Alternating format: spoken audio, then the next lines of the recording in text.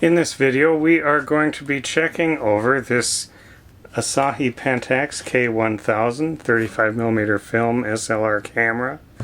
It's equipped with a Pentax-M 50mm f2 lens, and I thought what we would do is just step down through the shutter speeds here. So here's at 1/1000th of a second, 500th, 2/50th, 1/25th, 60th, 30th, 15th, 8th. Let's watch these blades. There they close in. The 4th, 1/2, full 1 second, and the bulb setting, where the lens stays closed. As long as I hold the button down, shutter would be open. Cycle completes when I lift off. So functionally this camera is working by that. Couple of things I wanted to point out here. On the top, there's supposed to be a cover over this film counter knob. Now you can see it is indexing up, and the pointer should be about here. And if you have a parts camera that has that piece on it, they're just some little screws, and it's about a 2-minute job to transfer that to this one. But be aware that little cover is missing. It should reset when I open the back. There we see it went back. So the starting pointer is right at the top here, and you'd wind it until the 0 is straight up, and one more for 1, and then you're ready to start. So anyway, that's one issue. The other thing I noticed is that this lens, when I look through it, there is some definite fungus right behind the front element, and I shone a flashlight through there and I could see it. So there's quite a bit of fungus and contamination right behind this front element. Focus works. Seems a little bit looser than I'm used to on these.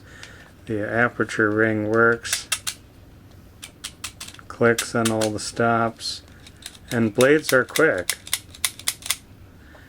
Looking at the camera itself, let's run the cycle at the bulb setting. You can see back through to the pressure plate. That looks good. This foam here that the mirror flips up against, that looks pretty rough. That should be replaced. Lens mounts on properly. Looking around the back here, if we open this up, pulling up on the rewind crank, now we should be able to watch the film advance, and that works well. The film transport here is working properly. The pressure plate looks okay. The door edges, the top one feels pretty nice.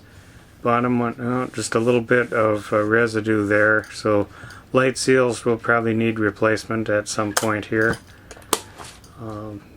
Door closes properly. Nice rewind crank, all metal. Looking around, oh, here the leatherette is coming loose a little bit. So there's some kind of glue that's used for that, and these often will let go a little bit. So I'll leave that for the next owner to deal with or leave alone. I did test the metering against a full frame Canon DSLR with a 50mm lens, and pointed at a few different lighting conditions. The settings and what the two cameras said were ideal were very close, so I believe the metering is working. No battery is included with the camera, but it simply goes in right here. And this right here is not damaged. This is, I believe, where there is a sticker about where it was made. Certain serial number ranges, this one being 7461064, had some stickers on them. Otherwise just general scuffing on the bottom from use. I saw a little bit of a ding right here on the top of the prism, very minor, but it is there. And a little bit of damage right there, but again very minor, just cosmetic. So It's an example of the K1000 that probably should have a little bit of work. You may even want to replace this lens. It would probably work fine, but as I noticed, it does have some fungus in it and is less than ideal.